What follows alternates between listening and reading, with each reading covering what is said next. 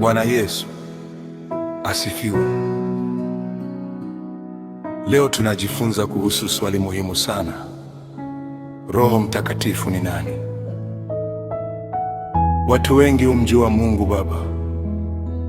Watu wengi humjua Yesu Kristo, Mwana wa Mungu, lakini wengi bado wanashindwa kumwelewa Roho Mtakatifu.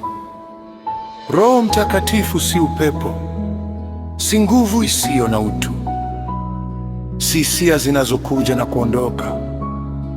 Roho Mtakatifu ni Mungu, anaishi milele, anaongea, anafundisha, anaongoza na anafanya kazi ndani ya maisha ya wale wanaomwamini Yesu Kristo. Yesu alisema katika Yohana sura ya 14 mstari wa 16,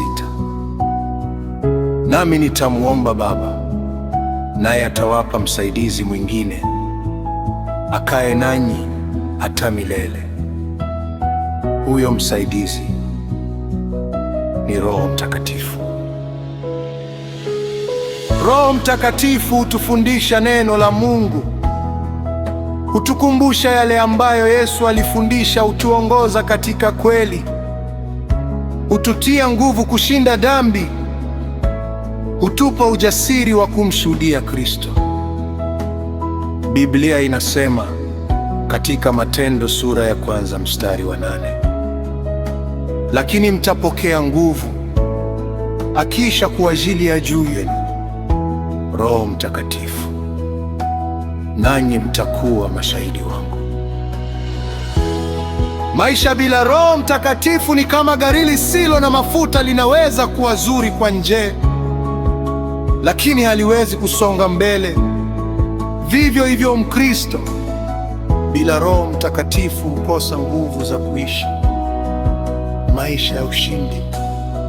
Roho Mtakatifu hutuzaa upya, hutubadilisha tabia zetu, hutujaza upendo, furaha, amani, uvumilivu, fadhili, wema, uaminifu, upole na kiasi. Haya ndiyo matunda ya Roho.